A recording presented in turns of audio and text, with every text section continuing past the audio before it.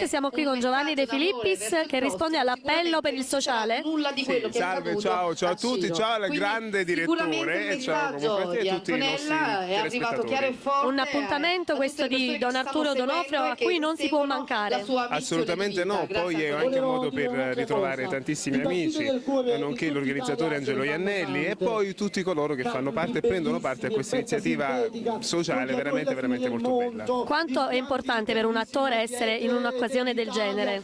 Tantissimo perché ci permette di stare vicini, di essere vicini al pubblico e ci permette di essere accanto l'un l'altro senza invidie, che in questo settore purtroppo, ahimè, ce n'è tanta.